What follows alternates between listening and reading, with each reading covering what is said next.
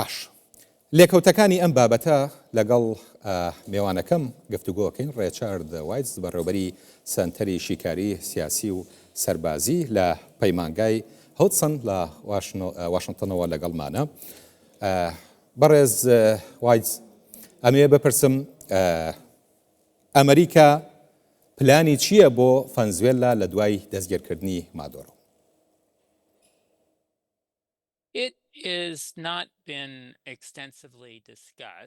ئەمە بە شێوەیەک بە ئاشکرا و بەگشتی گفتوگۆی لەسەر نەکراوە کە پلانی ئەمریکا چی دەبێت لە دوای دەستگیریکردنی مادۆرۆ، بەڵام ئەوەی کە ئێستا لە ئەمریکا گفتوگۆی لەسەر دەکرێت ئەو ئامادەکاریانەی کە کراون ئامادەکاریە سەربازیانەی کراون سەبارەت بە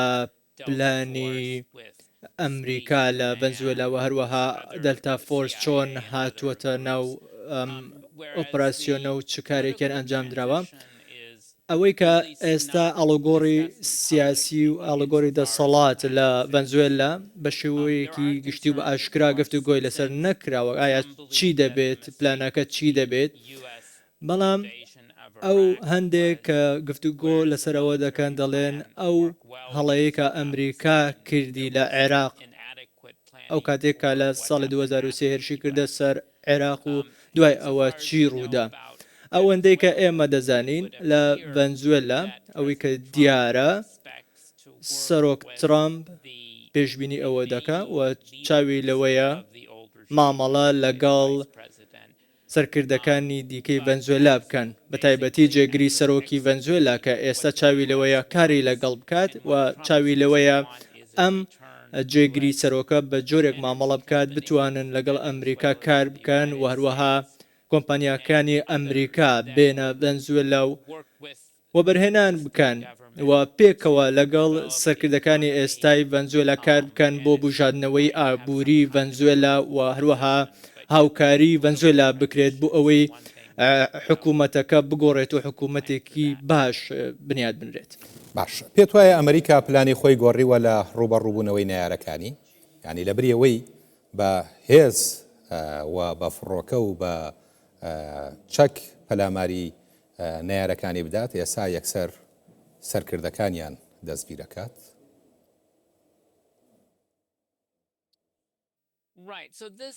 ڕاستە، ئەمەش گومانەکە لێرەدایە ئەوەی کە ئێستا دەبینین کە ئەمریکا ڕژێمەکان لە دەسەڵات لا دەدات وەکەوەی کە ئەمریکا لە عێراق ئەنجامیدا ڕژێمی سەدام حوسێنی لادا و هەروەها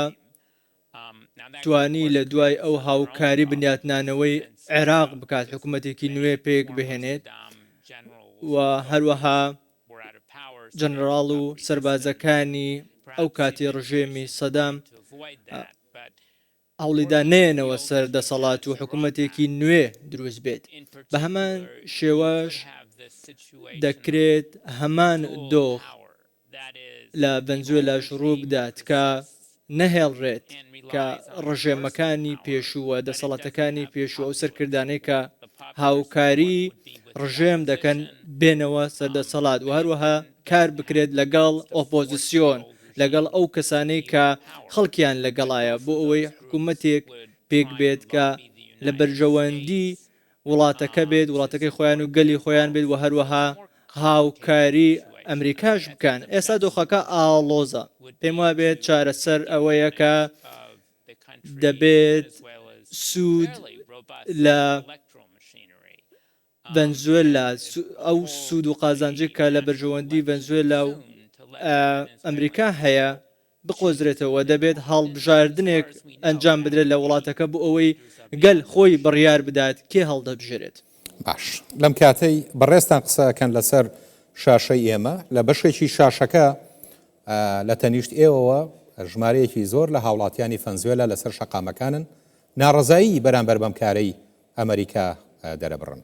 ئەمریکا چۆن دەتوانێت کۆنتترۆڵی ئەم بارودۆخە بکا بە ئاسانی؟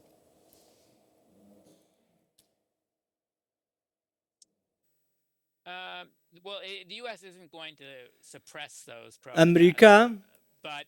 هەوڵ نادار کە ئەم خۆپیشاندانانە دامرکێنێتەوە و دەسوەردانی ڕاستەوخۆ بکات. بەڵام ئێستا هیچ نیشاندەری و ئاماژەیەک نییە بە شێوەی سەربازی ئەمریکا بێت وڵاتەکە داگیر بکات. بەڵام ئەوەی کە دیارە هەوڵ دەدات کار لەگەڵ سەرکردەکانی وڵاتەکە بکات وەکەوەی کە پێشتر ئاماژەم پێدا لە ڕووی ئابوووریەوە وڵاتەکە ببوژێنەوە کار بکەن بۆ گەل و خەڵکی وڵاتەکە و بتوانن حکوومەتێکی ڕاگوزەر بنیاد بنێن و بۆەوەی لە داهاتوودا کار لەسەر بژاردنەوەی وڵاتەکە بکەن. ئەمە ئەمریکا سەبارەت بەو حکوومەتە ڕاگوزەری کە ئەمریکا ئێستا چاوی لەسەرەتی ئێستا بینەرانتان لە عێراق دەزانن کە چی ڕوودەدات چونکە بە هەمان شێوە دۆخێکی لەو شێوەیە بەسەر عێراقشدا هاتووە کە عێراق هاتووە ئەمریکا هاتووتە عێراق قڕژەمی سەدام حوسێنی لاداوە و بە هەمان شێوەش ئێستا لە ڤەنزوێلا شتێکی لەو شێوەیە ڕوودەدات و بەردۆخەکە تا ڕادەیە کە گوماناویە نازانێت چی ڕوودەدات. باش ڕژێمەکەی مادۆرۆ کۆمەڵێک دۆست و هاوپەیمانی هەبووە و لەسەر ئاسی دنیا ئێستا بە جۆرێک لە جۆرەکان دۆستەکانی مادۆرۆ سەرکۆنەیەم کارەکەن و بە پێشێلکاری یاسا نێودەوڵەتیەکان لە قەڵەمیەدەن. پێت وایە کاردانەوەی ئەم بابەتە چییە بێت ئەوان ئەمریکا بە پێشێلکردنی سەروەری ڤەنزوێلا تۆمەتبارەکە؟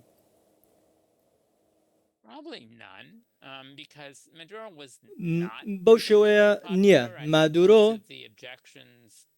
زۆربەی ئەو بەرهەڵسکاریە کە ئێستا دەکرێت بەرامبەر بە بەو کردەوەی کە ئەمریکا ئەنجامی داوە ئەمە داگیرکاریەکی سەرتاسەری نەبووە لە ڤەنزوێلا ڕوویدا بێت و قوربانیەکی زۆریشی لێ نەکەوتوێتەوە و ئەو ئیدانە و سەرکۆنەکردنەی کە لەلایەن وڵاتان چەند وڵاتێکەوە دەکرێت ئەمە بەو شێوەیە نییە. بۆ نمونە ئێستا چین و رووسیا ئیدانەی ئەم هێرشە دەکەن بەڵام لە کاتێکی لە بەرامبەرشدا هیچ کارێکیان نەکرد لەو کاتێکە هێرش کرایە سەر ئێران و ئێستا دوای ئەوەی کە مادۆرۆ لە دەسەڵات نەماوە هیچ کارێکیشیان نەکردو تەنیا سەرکۆنەی دەکەن و رووسیا و چین کە ئێستا ئیدانەی